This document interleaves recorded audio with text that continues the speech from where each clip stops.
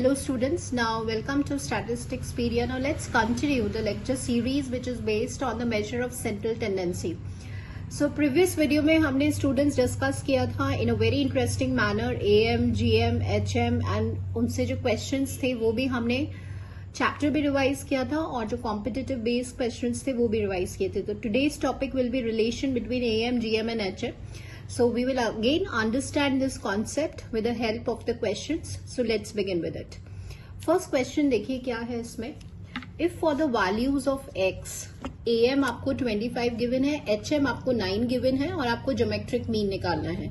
So before we will solve this question, now let's understand what is the relation. तो हमें पहले relation याद करना होगा, फिर हम इसको बाद में implement करना देखेंगे. So देखिए students. सी अभी आपको सिर्फ एक रिलेशन याद होना चाहिए ज्योमेट्रिक मीन का एंड मल्टीपल वेज जिसमें उसके जो क्वेश्चंस हैं वो फ्रेम हो सकते हैं, हम वो देखेंगे. देखिए ज्योमेट्रिक मीन जो होता है ना, अगर आपको एएम जीएम एंड एचएम का रिलेशन देखना है तो this is a relation between am GM and HM. ठीक है, अब क्वेश्चन क्या हो सकता है, देखिए इसको अगर हम वर्ड्स में पुट करते हैं, वर्ड्स में अगर हम इसको एक्सप्रेस करते हैं तो क्वेश्चंस क्या हो जाएगा. ज्योमेट्रिक मीन क्या है, ज्योमेट्रिक मीन इट इज देखिए ये जो है वो वर्ड्स में आ सकता है. जैसे यहाँ पर डैश हो गया और आपको 4 ऑप्शंस दे दिए कि बताओ ज्योमेट्रिक मीन जो है वो क्या है ऑफ एएम एंड एचएम. ठीक है, तो अभी यहाँ पे देख आप इस if you remember only this relation तो आपको आंसर समझ में आ जाएगा कि ज्योमेट्रिक मीन क्या है. It is a geometric mean of am and HM. तो ये आपका पहला फॉर्म है ऑफ दिस रिलेशन. सेकेंड देखिए स्टूडेंट्स, अगर हम यहाँ पे स्क्वायरिंग करते हैं तो आपके पास क्या आएगा, G square is equals to A into H, ये आ जाएगा. अब सपोज अगर आपको एच निकालना है, हार्मोनिक मीन निकालना है, ज्योमेट्रिक मीन गिवन है और अरिथमेटिक मीन गिवन है. तो स्टूडेंट्स अगर आपको यहाँ पे हार्मोनिक मीन फाइंड आउट करना है, arithmetic mean and geometric mean आपको गिवन है, तो आप एच कैसे निकालेंगे, जी स्क्वायर डिवाइडेड बाय ए. ठीक है, तो वैल्यूज आपको कुछ भी गिवन है, जस्ट रिमेंबर दिस रिलेशन. अब क्वेश्चन देखिए एएम एंड एचएम गिवन है और आपको ज्योमेट्रिक मीन निकालना है. तो वेरी सिंपल, एरिथमेटिक मीन को आपने यहाँ पे 25 डाल दिया और ज्योमेट्रिक मीन हार्मोनिक मीन को आपने यहाँ पे 9 डाल दिया. और जब आप इसको सॉल्व करेंगे, सॉल्व करना हमें आता है, we know how to solve this. तो ये 5 हो गया, ये 3 हो गया, तो ज्योमेट्रिक मीन क्या हो गया, 15 हो गया. सो answer for this question will be this. So this is how, this is the relation between am GM and HM. आपको ये ध्यान रखना है कि जीएम जो है वो ज्योमेट्रिक मीन होता है एएम एंड एचएम का. If M G H represents, देखिए यहाँ पे एम जो है वो अरिथमेटिक मीन है, जी आपका ज्योमेट्रिक मीन है, एच आपका हार्मोनिक मीन है. For the positive numbers then what which of the following is correct, और आपको यहाँ पे ऑप्शंस दिए हुए हैं. तो सबसे पहले तो हम इसमें एक रिलेशन याद रखेंगे और फिर हम इस क्वेश्चन को सॉल्व करेंगे. देखिए पहला रिलेशन अभी हमें इजीली याद हो गया, this is a first relation. What is the second relation. देखिए अगर आपकी सारी वैल्यूज डिस्टिंक्ट हैं, सारी ऑब्जर्वेशंस डिस्टिंक्ट हैं, पॉजिटिव हैं, अलग अलग हैं, डिस्टिंक्ट मतलब अलग अलग हैं. ठीक है, तो क्या रिलेशन होता है, am it is greater than GM, it is greater than HM. ये रिलेशन होता है. ये कब होता है, जब आपकी वैल्यूज पॉजिटिव हैं और डिस्टिंक्ट हैं, अलग अलग वैल्यूज हैं. और अगर वैल्यूज सेम है, सारी वैल्यूज इक्वल हैं, जैसे 3 3 3 3 3, और हमसे बोले कि what is the relation between am GM and HM. So what relation does these hold will be, this is a relation between am GM and HM. सब क्या होंगे, बराबर होंगे, इक्वल होंगे. ये किस केस में होगा, when all the values are same, when all the values are equal. अब आइए आप क्वेश्चन पे, यहाँ पे क्या दिया हुआ है, पॉजिटिव नंबर्स. पॉजिटिव नंबर्स मतलब आपका डिस्टिंक्ट है, तो आपको चेक करना है कि कौन सा रिलेशन यहाँ पे होल्ड कर रहा है. तो देखिए एरिथमेटिक मीन ग्रेटर होता है ज्योमेट्रिक मीन से. तो एम यहाँ पे किसके लिए स्टैंड कर रहा है, एरिथमेटिक मीन के लिए. तो एरिथमेटिक मीन ग्रेटर है ज्योमेट्रिक मीन से. Let me right it in this way, तो आपको ये क्लियर हो जाएगा. हार्मोनिक मीन ग्रेटर है ज्योमेट्रिक मीन से, हार्मोनिक मीन ग्रेटर है एरिथमेटिक मीन से एंड ऑल। तो फर्स्ट वाला रिलेशन बिल्कुल ट्रू है कि AM जो है वो ग्रेटर होता है ज्योमेट्रिक मीन से। So answer for this question will be this. कई बार ऐसे if the variable takes some non negative values, अब नॉन नेगेटिव मतलब positive values, then which inequality holds for AM, GM and HM। So right now अभी हमने पढ़ लिया तो हमें बहुत आराम से इसका आंसर आता है कि कौन सी इनइक्वालिटी होल्ड करेगी, ये वाली। ध्यान रखिएगा यहाँ पे इक्वल नहीं है, लेकिन आंसर विल बी दिस, ये वाला मार्क नहीं करना है, ठीक है। Moving on to the next question, which of the below measure is not used for pooling. Pooling मतलब क्या होता है स्टूडेंट्स, कि जैसे आपके पास कोई दो ग्रुप्स हैं, उन दो ग्रुप्स का आपको एवरेज निकालना है। जैसे आप कंबाइंड मीन निकालते हैं, ठीक है, तो आपको देखना है कि कौन से मेजर में पूलिंग नहीं होता है, कंबाइंड नहीं निकाला जाता है, कंबाइंड एवरेज नहीं निकाला जाता है। तो यहाँ पर देखिए AM, तो AM में हमने कंबाइंड मीन निकाला है। यस, लेट्स रिकॉल क्या निकाला है AM में। आपने पूल्ड मीन, कंबाइंड मीन क्या निकाला है, N1 X1 बार N2 X2 bar upon N1 plus N2। तो ये कंबाइंड मीन हो गया। मूविंग हार्मोनिक मीन, तो आपने हार्मोनिक कंबाइंड हार्मोनिक मीन भी निकाला है, N1 plus N2 upon N1 upon H1 plus N2 upon H2, ठीक है। नेक्स्ट देखिए स्टैंडर्ड डेविएशन। स्टैंडर्ड डेविएशन मैंने अभी नहीं लिया है मेजर ऑफ डिस्पर्जन में, बट इसका भी कंबाइंड स्टैंडर्ड डेविएशन निकलता है, ठीक है। तो ये भी होता है, कंबाइंड वेरिएंस निकलता है बेसिकली, और कंबाइंड स्टैंडर्ड डेविएशन निकलता है, ठीक है। तो यहाँ पे भी पूलिंग करी जा सकती है। मीडियन, मीडियन का कोई कंबाइंड मीडियन नहीं होता है। So answer for this question will be this, ठीक है। नेक्स्ट देखिए, arithmetic mean of two numbers is 5। कोई दो नंबर्स हैं, उनका मीन 5 दिया हुआ है, ज्योमेट्रिक मीन 3 दिया हुआ है, वो नंबर्स बताने हैं आपको, ठीक है। अब ऐसे जब क्वेश्चन होते हैं ना कि मीन, ज्योमेट्रिक मीन आपको दिया हुआ है और नंबर्स दिए हुए हैं, go for option students. Options में आप चेकआउट करें, ठीक है, और ऑप्शंस में भी आप पहले लुक करें, just observe for the geometric mean, कि ज्योमेट्रिक मीन किस में 3 आ रहा है, कौन सी वैल्यू में ज्योमेट्रिक मीन 3 आ रहा है। अब कोई भी दो नंबर्स हैं और अगर हमें ज्योमेट्रिक मीन निकालना है तो ये होता है इसका फॉर्मूला, ठीक है। मूविंग ऑन टू दिस 2 और 8। अब जैसे 2 और 8 है तो पहले ज्योमेट्रिक मीन निकाल लो, तो ये 2 क्यूब हो जाएगा इंटू 2 हो जाएगा, तो ये 2 इंटू 2 4 आएगा इसका ज्योमेट्रिक मीन, तो ये ऑप्शन कैंसिल हो गया। फिर 6 इंटू 4 का निकालेंगे तो ये भी नहीं आएगा। 4 इंटू 4 का निकालेंगे, देखो 4 इंटू 4 का निकालेंगे आप तो ये आता है 4, तो ये भी नहीं आएगा।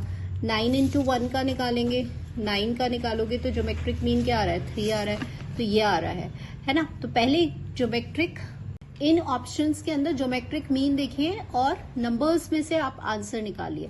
अब आप इसका अरिथमेटिक मीन चेक कर सकते हैं। तो 9 प्लस 1/2 कितना होता है, 5। सो answer for this question will be this.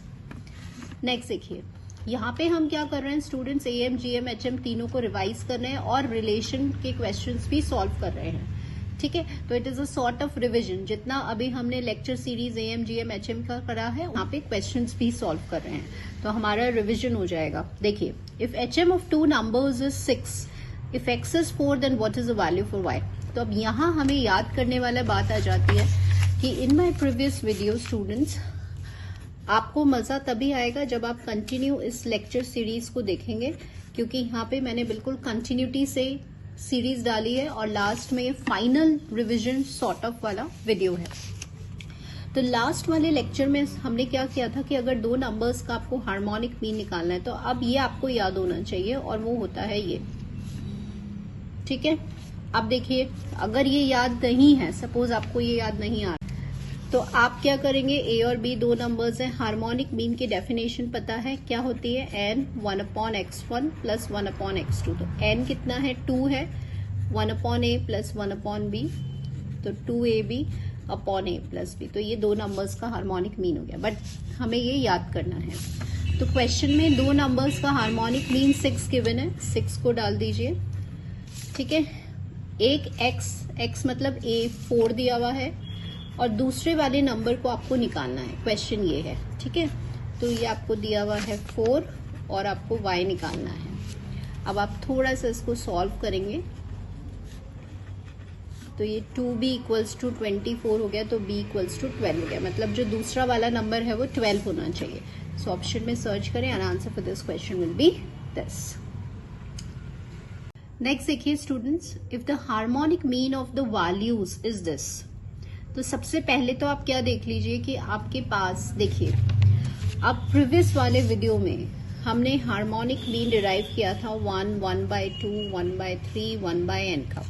And I told you कि this is a formula, this you have to learn. तो वो हार्मोनिक मीन क्या होता है स्टूडेंट्स, 2/n+1 होता है। ये हमें याद होना चाहिए, ठीक है, क्योंकि हम कॉम्पिटिटिव लेवल की तैयारी कर रहे हैं तो शॉर्ट ऑफ टाइम है, टाइम का हमें बिल्कुल ध्यान रखना है। क्वेश्चन में आपको ये गिवन है, तो यहाँ से जब इसको कंपेयर कर रहे हैं तो n क्या है 7।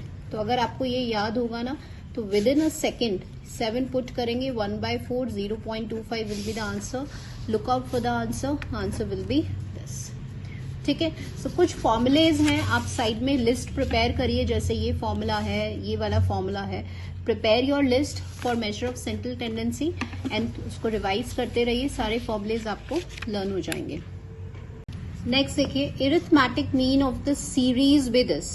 सारे डिफरेंट क्वेश्चंस हैं और बिल्कुल मैं आपको हर तरह से हर लेवल तक के क्वेश्चंस की हम प्रैक्टिस कर रहे हैं। तो लाइक करते रहिए स्टूडेंट्स एंड शेयर करते रहिए। एंड चलिए अब हम क्वेश्चन निकालते हैं। See you have to find the arithmetic mean for this, ठीक है, ये आपका क्वेश्चन है। तो सबसे पहले हम देख रहे हैं कि लास्ट में इसने एक जनरल फॉर्म दिया हुआ है आपको 2 की पावर n। तो हम क्या करेंगे, ये जो सारे नंबर्स हैं उसको हम पहले 2 के फॉर्म में एक्सप्रेस करेंगे टू मेक इट इजियर। तो ये हो जाएगा 2 की पावर 0, 2 की पावर 1, 4 को आप लिख सकते हैं ऐसे, 8 को आप ऐसे लिख सकते हैं। In general it comes to this. अब इससे हमें क्या पता चला कि हमारे पास टोटल नंबर ऑफ टर्म्स कितनी है। ध्यान रखना है 0 से शुरू हो रहा है तो total number of terms will be n+1। So now mean निकालना इजी हो गया। मीन मतलब होता है sum for all these values divided by total values which will be n+1। Maximum students यहाँ पे मिस्टेक करेंगे इस 1 को देखकर और वो n कर देंगे, वो भी ऑप्शन में है, n is also there in the option, ठीक है। तो this you have to keep it in mind कि आपको जो जनरलाइज्ड लास्ट में टर्म दिया हुआ है उसी फॉर्म में आप एक्सप्रेस कर लो तो कभी भी गलती नहीं होगी। आपको नंबर ऑफ टर्म्स इजीली आप आइडेंटिफाई कर लेंगे। न्यूमरेटर है, उसका फॉर्म कुछ ऐसे रिजेंबल कर रहा है, ठीक है, ऐसा कुछ रिजेंबल कर रहा है जिसे आप ज्योमेट्रिक प्रोग्रेशन कहते हैं। यहाँ पर ये r इज अ रेशियो, ठीक है। यहाँ पर देखिए कि आप यहाँ पे जो रेशियो आ रहा है वो कितना आ रहा है, 2 आ रहा है। 2 से मल्टीप्लाई कर रहे हैं। If you multiply this by 2, if you multiply this by 2 तो आपको नेक्स्ट टर्म मिल जाएगी। सो फॉर्मूला क्या होता है, sum of this nth terms which are in geometric progression, उसका फॉर्मूला होता है स्टूडेंट्स ये होता है। तो यहाँ पे a मतलब होता है फर्स्ट टर्म, तो फर्स्ट टर्म आपकी क्या है, 1 है। 2 की power 0 is 1। r is ratio right now I told you it is 2 minus 1 divided by 2 minus 1, so it comes out to be 2 की पावर n है। थोड़ा सा हम यहाँ पे करेक्शन करेंगे। यहाँ पे देखिए टोटल नंबर ऑफ टर्म्स है ना, हमने इसको 1 ले लिया गलती से। n is a total number of terms, तो टोटल नंबर ऑफ टर्म्स कितनी थी हमारे पास, n+1 थी, तो 2 की पावर क्या हो गया, n+1 हो गया। Let me right it over here. a आपका 1 था, रेशियो आपका 2 था, n मतलब टोटल नंबर ऑफ टर्म्स, तो यहाँ पे total number of terms n+1 है, -1 अपॉन रेशियो 2 था -1, तो ये आ रहा है 2 की पावर n+1 -1। तो ये तो हमने क्या सॉल्व किया है, ऊपर वाला सम निकाल रहे हैं हम, और डिवाइडेड बाय क्या है, n+1 है। आंसर क्या हो जाएगा, 2 की पावर n+1 -1। एरिथमेटिक मीन क्या हो जाएगा, 2 की power n+1 -1 divided by n+1। So looking out for the option 2 की power n+1 -1 divided by n। देखिए यहाँ पर यही चीज n में भी है, तो ये हम गलती कर देते हैं. So these are the small things जो हमें ध्यान रखना है. टोटल नंबर ऑफ टर्म्स को कैसे कैलकुलेट किया जा सकता है. नेक्स्ट देखिए, the number of the seeds in the 10 fruits of a variety are counted. At the first 9 are found to be this. If the number of the seeds in the 10th fruit be x, then the mean number should be at least 9. Then it is necessary and sufficient that and the values are given to you. So अभी हम इसको पूरा अच्छे से समझेंगे कि क्या यहाँ पे क्वेश्चन में गिवन है. मतलब आपको 10 फ्रूट्स दिए हुए हैं, तो आपको यहाँ पे टोटल नंबर पता चल गया कि ये आपका n हो गया. अगर 10 फ्रूट्स हैं तो यहाँ पे 9 वैल्यूज आपको गिवन है ना. और 10th वैल्यू को क्या दे दिया, x दे दिया, जिसकी वैल्यू आपको निकालनी है. क्वेश्चन कहता है कि अगर आप इन सब का मीन निकालते हैं तो मीन शुड बी एटलीस्ट 9, है ना. तो let me right it down over here. Mean students at least मतलब समझते हैं 9 तो होना ही चाहिए, 9 या 9 से ज्यादा. ठीक है, आई शुड से लाइक ऐसे, या 9 भी हो सकते हैं और 9 से ज्यादा भी हो सकते हैं. तो इसका ध्यान रखना है.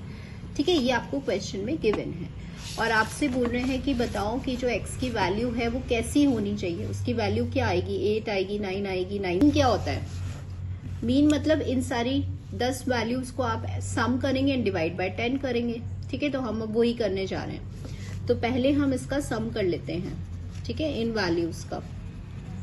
तो जब आप करेंगे तो ये आ जाएगा आपका 20 एंड दिस इज 20, 40 हो गया एंड 40, 60 हो गया और ये हो गया आपका 69, this is 75 and this is 82 हो गया. ठीक है, ये 9 वैल्यूज का सम 82 हो गया और 10th वैल्यू ये थी. तो हम सीधे मीन का फॉर्मूला लगाएंगे, 82 प्लस x डिवाइड बाय 10. यही होता है sum of the observation divided by total greater than equals to 9. अब इनइक्वालिटी को सॉल्व करना आता है, क्रॉस मल्टीप्लाई कीजिए. x should be greater than equals to 8. This is answer. x की वैल्यू या तो 8 होगी या 8 से ज्यादा होगी, तब हमारा मीन ऐसा आएगा.